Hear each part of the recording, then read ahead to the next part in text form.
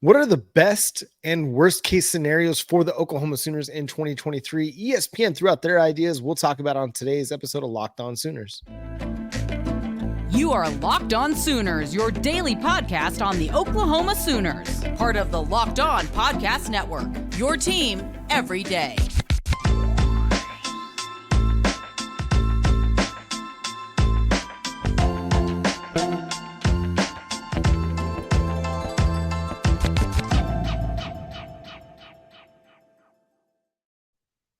What's up, Sooner Nation? Welcome to Locked On Sooners. Today's episode is brought to you by FanDuel. Make every moment more. Right now, when you bet on a Super Bowl winner, you can get bonus bets every time they win in the regular season. Go to FanDuel.com/locked-on. Thank you for joining us. My name is John Williams. You can follow me on Twitter at John9Williams. My buddy here is Josh Helmer. You can follow him on Twitter at JoshOnRef. You can also hear him Monday through Friday from 9 to noon on the KRF Sports app. Download it wherever you get your apps. First thing we're going to talk about on today's show is ESPN came out with their preseason power rankings, and they shared the best and worst case scenarios for each team that was featured in those power rankings. The Oklahoma Sooners came in at number 22, and according to the writers over at ESPN, some 50-plus writers that voted on that. But the best case scenario for the Oklahoma Sooners was considered to be a Big 12 title, Josh.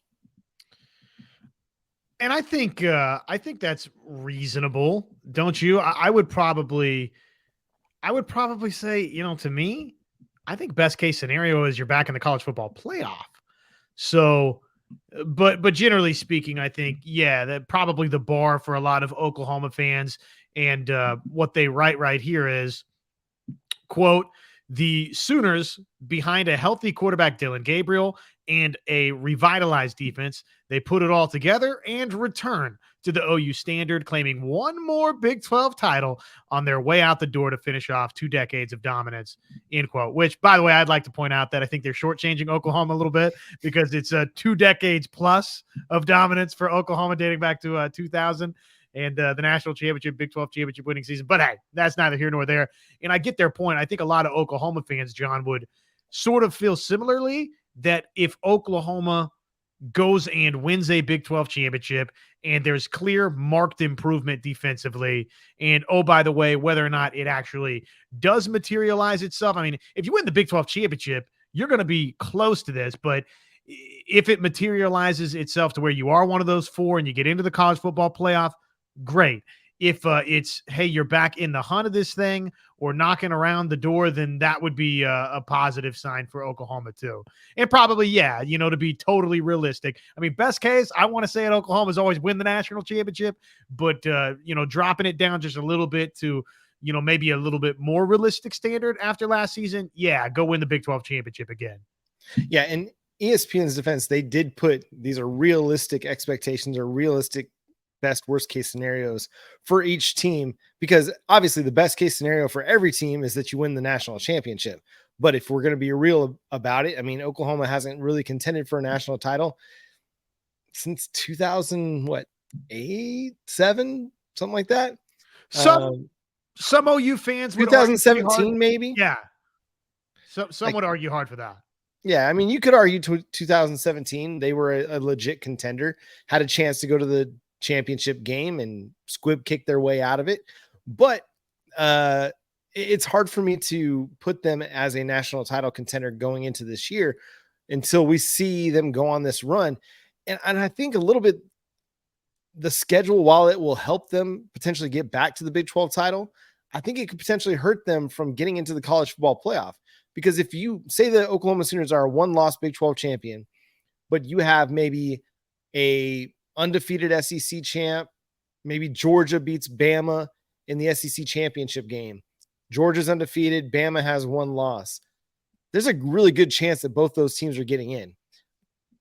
The Big 10 representative, if they make it unscathed through the Big 10 play with just 1 loss, whether it's Michigan, Ohio State, Penn State, they're getting in. The Pac-12, with as much hype as it's getting going into its last year of existence, which is going to be crazy, arguably the best year that they've had as a conference in maybe a decade and a half, is going to be their last. Absolutely nuts. But with USC and Utah and Oregon and Washington and Oregon State to a lesser extent, all being teams featured in the top 20 of all these power rankings and polls going into the season. I mean, the Pac-12, a one-loss Pac-12 champion, is more than likely going to get in to the college football playoff, which could leave Oklahoma sitting on the outside. Now, that's a lot of what ifs. It's a lot of, hypothetical scenarios that play out, but I could definitely see a scenario where they're kind of taking on the fate of the one-loss conference champ that gets left out. And that doesn't even mention Florida State, Clemson, UNC out in the ACC that are going to probably vie for a playoff spot too, if one of those teams is able to make it through their schedule with one loss or less. So I do think that a realistic best case scenario for Oklahoma is a Big 12 title. The schedule is there for them. Supposedly the talent is there. The defense should be improved. And if the defense is improved, I think that gives them a great shot to make it to Arlington and play for the Big 12 championship. Whether they win it or not, we'll see. But I think everything's kind of lining up for them to have that chance. Now let's talk about the worst case scenario. They don't really put it in as many objective terms as far as what a record could look like, things like that. But Dave Wilson over at ESPN just kind of talks about if the defense doesn't really improve and they struggle in key games, whether it's against Texas or Cincinnati on the road, Bedlam against Oklahoma State on the road in Stillwater, game against TCU. If they struggle in those key games, especially on the defensive side of the football, a lot of questions will continue to mount for the Oklahoma Sooners and Brent Venables and begin to wonder, is he the right guy for the job or not? What's your take on that, like as a worst case scenario for the Sooners? Yeah, worst case to me would be, again, what we talked about the other night. I think the floor with this team is 8 wins because of the schedule. Now, maybe that's a little bit optimistic where we're coming off of a season where Oklahoma won 6 games a year ago. So, some maybe could, from the outside, make the argument that another losing season would be the worst case scenario for Oklahoma. But to me, I just don't know that there's enough pitfalls on the schedule, enough challenges for Oklahoma even to arrive at that type of destination. So I tend to agree with what ESPN is selling right here, which is the worst case scenario is obviously Oklahoma's not a legitimate Big 12 championship contender. They're not a legitimate college football playoff contender. There's moderate to, very, very mild defensive improvement for Oklahoma. And oh, by the way, there's one game that, again, you don't show much improvement in, and that, of course, is the OU Texas game. So if all of those things happen, that's the worst case scenario for Oklahoma.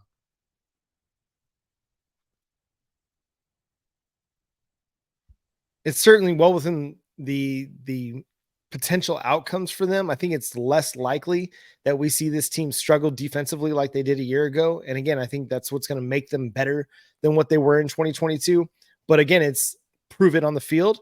And I think for a lot of Oklahoma fans, that's kind of where we're at. We have optimism. We think it's going to be okay, but we want to see them get back to playing a brand of football that more closely resembles Oklahoma football, because this is a program that was built on elite defensive play. You go back to the Barry Switzer days in the 80s. I mean, those teams were allowing 6 points per game, 7 points per game, which is absolutely ridiculous in any era of college football to only allow that many points per game, because they themselves were scoring 30, 40, 50 points in a game. Or back in, to the Bud Wilkinson era, those defenses were really, really, really good defenses. Bob Stoops won a national championship because the defense was so good. And the reason they were so good throughout the early 2000s, 2010 is because they had a legit top defense. Now it got, beat by a once in a lifetime USC team, similar to that LSU buzzsaw we saw in 2019, the Matt Leinart, Reggie Bush, Lendale White team. That was just a buzzsaw that was just going to score on everybody. But if Brent Venables is able to get this defense back to being a top 50 defense this year, on its way to becoming a top 10 defense once again, then we're on the right track. And I think that's probably where everybody agrees and what we want to see happen. And if we do see that happen, I think there's going to be a lot more optimism as Oklahoma heads to the SEC in 2024. Next thing we're going to talk about on the show before we talk to you about our friends over at FanDuel, we'll talk about some 2024 recruiting notes. We've got a crystal ball. We've got another top 5 to talk about, both in the defensive backfield. Might it be Bowen squared before long? It could be. Hey, as you mentioned, our friends at FanDuel, that's the place to get started up. FanDuel.com/locked on. Football season, I'm going to say it's here, okay? Because, preseason action is going on. And technically, you can get after that if you really would like to. Football season, it's here. It's about to kick off. And FanDuel, what are they doing? They're giving you the chance to win all season long. That's because right now, when you bet, just bet a Super Bowl winner, you can get bonus bets every time you're a Super Bowl winner that you bet. Each time they win in the regular season, you're getting bonus bets back. So just follow the gravy train, baby. Take Kansas City. It's easy. And you're going to be getting a lot of bonus bets. Just pick any team to win the Super Bowl. You'll get bonus bets for every victory, which obviously you can place on spreads, player props, over-unders, and so much more. Visit FanDuel.com/locked on. Start earning bonus bets with America's #1 sportsbook. That's FanDuel.com/locked on. So we've been waiting. I don't know that it ever really got to the point, John, to where it felt as though it was totally trending away from Oklahoma for one Eli Bowen, but it hasn't maybe progressed as quickly, I think, as maybe a lot of Sooner fans would have thought, say dating back 6-7 months ago. It felt like, a commitment could be soon or quick, and then it kind of never happened. And yet it feels like, okay, now momentum picking back up in Oklahoma's direction. And to be specific, right? Our man, Mr. Colin Kennedy with Sooners Illustrated, placing in the crystal ball for one Eli Bowen to the Oklahoma Sooners. And of course, as John places it up there, if you're watching along with us on YouTube, all of our recruiting coverage presented by LinkedIn Jobs. Post your job for free at linkedin.com/lockedoncollege. Crystal ball is in. We've been waiting on this, John. Your reaction to potentially felt like a destination maybe we were going to always arrive at, but Bowen squared maybe coming to Norman. Yeah, it doesn't seem surprising. I mean, people have been in on Eli Bowen to Oklahoma basically since Peyton Bowen signed with Oklahoma. Sam Spiegelman put his on-3 prediction back in December favoring the Oklahoma Sooners. Parker Thune and Brennan Drum, they've been favoring the Sooners for quite some time. Colin Kennedy just now kind of getting back onto the recruiting beat over the last few months, now putting in his crystal ball. And yeah, Texas is going to be a player in this recruitment, and they're one of the final two, including Oklahoma. But it just always felt like it was going to be Oklahoma. This is where Peyton's at. It'd be wild to see, decent defensive back brothers playing on opposite sides of the Red River Showdown. It's not unheard of, and it's probably happened before. I can't think of an example, but it would just be surprising to see that take place. And I think this is going to end up with Oklahoma. Again, I'm not a recruiting expert, don't have ties to the family, not talking to anybody at Denton Guy or anything like that. But it just seems like that's the way it was going to go for quite some time. But like you mentioned, the noise and the buzz kind of had died off for quite some time. And now with this new crystal ball that Colin Kennedy puts in, okay, things are kind of heating back up a little bit. And we don't have a commitment date for Eli Bowen at this point, but it probably could be any time between now and the start of the football season, or he could just be a signing day addition like his brother was in the 2023 class. Looking at it, man, if you haven't watched Eli Bowen's huddle tape, please go watch it because he's a really, really good football player. And you look at his size, 5'9", 165, and you might think, okay, he's a little bit smaller in stature than what Oklahoma might want in their cornerbacks. At the same time, he's a dude that plays bigger than his size. We talked about that with Michael Patterson McDonald, right? The 5'9", 5'10" safety out of Westmore High School. Dudes that play bigger than their size. And Eli Bowen is one of them. He might only be 5'9" right now, but that's okay. He plays bigger than 5'9". He's really, really good at setting the edge in the run game. He plays physical at the line of scrimmage and press man, and he shows really, really good technique in man coverage, phases with the wide receiver really, really well, looks back for the football, and is fantastic in the tip drill. It's like every time a ball is tipped in the air, it's coming down Eli Bowen. I also saw a play where the dude made the catch. No, I made the catch. But he was chasing down from the opposite side of the field a runner that got down the sideline, and he strips the football and then takes it the other way for a touchdown. great return ability as well. So a really, really intriguing player in his own right, someone that I think can help as a slot corner and then also help on special teams as well.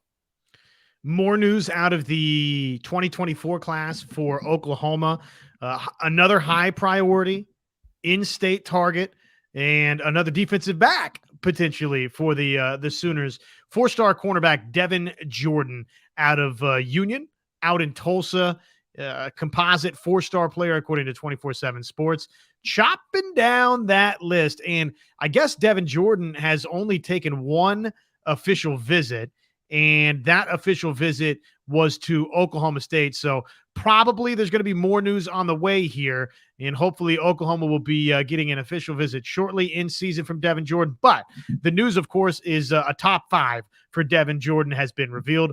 Oklahoma making the cut. So the Sooners alongside TCU, Oklahoma State, Alabama, and Texas A&M. And you look at this class, you've got Jeremiah Newcomb. We're thinking, okay, maybe Eli Bowen in short order for Oklahoma. And who knows, Devin Jordan, if you make a nice little run here. Yeah, Devin Jordan, the number 4 player in the state of Oklahoma, basically across the board. He is a, top 60 cornerback in the class. He's a 4-star player with rivals, 3-star player in other places, but somebody that Oklahoma wants to add. A dude that is a good player in his own right, 5'10 and a half, 170, and you play at a powerhouse like Union, and you're going to get noticed. And a team like Alabama taking notice of an Oklahoma cornerback, I think that's noticeable, or that's notable. Anytime Alabama offers, that's a big one. That's a big time offer. And so that's a recruitment that is going to be intriguing to watch. On 3 right now kind of gives the edge to Oklahoma State. Again, they've had the official visit. Oklahoma hasn't had their official visit yet, but he was there in Norman for Champ U. So, we got the unofficial at least with him at that point. So there's still opportunity to make up some ground and maybe win out in this commitment or this recruitment, and beat out, Bedlam rivals there in Stillwater. Yeah, and we'll see, right? You get one great official visit. Maybe that could really, really turn the tide. Couple of these folks start getting in the ear a little bit more coming down the home stretch, and that could be really, really positive. Oklahoma, you get that official visit, and Oklahoma can definitely make some noise. But that'd be great, right, to add those two into the defensive backfield picture for OU in this class. Yeah, and his recruitment's really picked up just this year. March 3rd of this year was when Oklahoma State offered. March 21 was when Oklahoma offered. Prior to that, he had, March 3rd is when he had the unofficial visit with Oklahoma State, according to 247 Sports. February 17 is when he got the Oklahoma State offer. But, the Kansas State offer was probably the biggest one that he got at that point on February 1.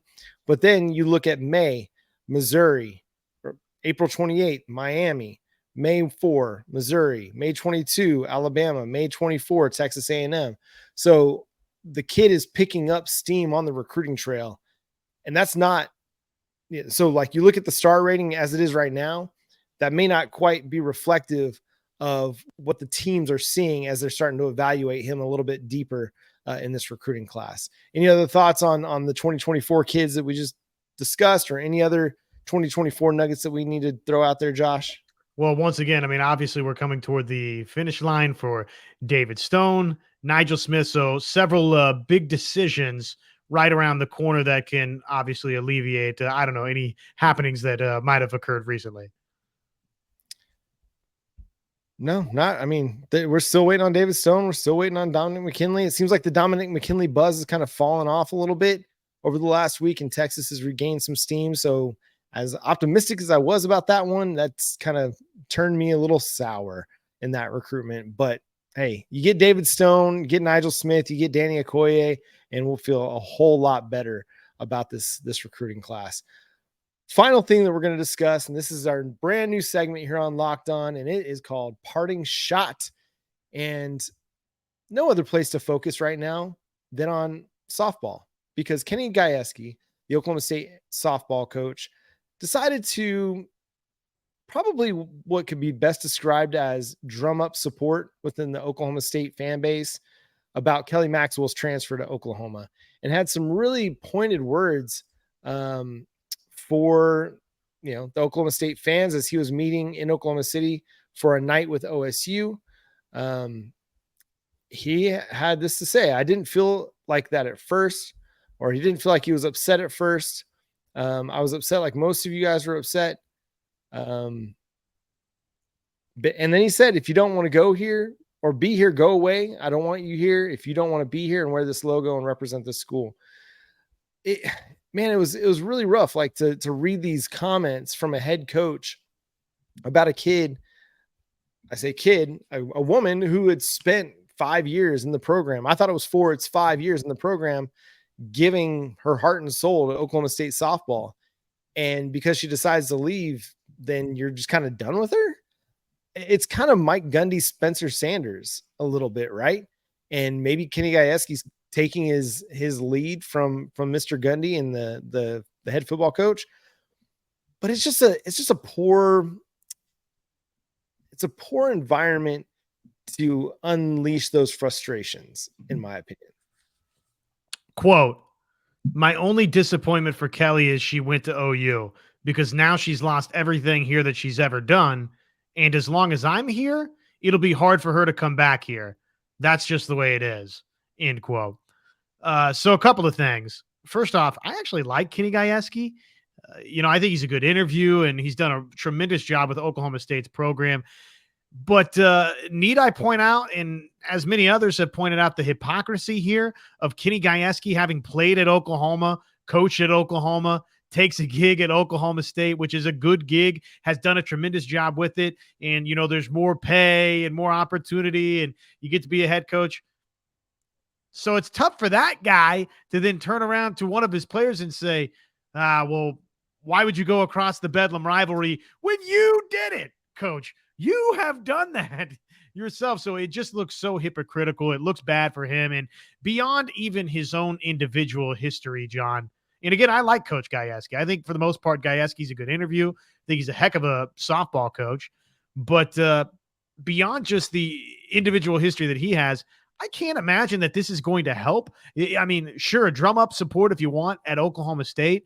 But if I'm on the recruiting trail and I'm a mom or a dad or I'm a recruit, I don't like a guy that sits there and tells me that I've done a bunch of great things or I'm going to be a part of the program. And then as soon as I bolt for something that I think is a good opportunity or a good decision for myself, you take me and chuck me under the bus and say that my time there, all of it means nothing and it doesn't matter. So I don't think it's a very good look for Kenny Gajewski. I think it's time for him to walk these comments back. And generally speaking, I'm not very much in the, hey, walk comments back business, but I think in this particular instance, it would behoove Gajewski a lot to do that because he just said a bad thing here. It doesn't look good. It feels very, to get to the Brent Venables quote, right? It doesn't feel very relational. It feels very transactional. And I just don't think it benefits him or Oklahoma State to behave this way. It's just poor PR. And when you're the head coach, you got to be concerned about that. Now, it might, get everybody at Oklahoma State cheering and shouting and like, yeah, Kenny, get him. But what does it do for the game of softball? What does it do for your brand when, like you said, Josh, when you're out there on the recruiting trail? It doesn't do you any good. I mean, you can be upset. There's a way to voice your frustration with her going to Oklahoma without, again, trying to erase everything that she's done and what she's been a part of to help build that program. Again, one of the best pitchers in college softball, the 2022 Co-Big 12 Pitcher of the Year. You can't get rid of that. You can't erase it. Kenny, as much as you try, as much as you'll try to wash away everything that Kelly Maxwell ever did for that program, you're not going to be able to. It's the same thing with Spencer Sanders and Mike Gundy. Like, you can try to minimize their impact, but they were arguably the best player that you had on your roster for the last 4 or 5 years, if not one of the best players.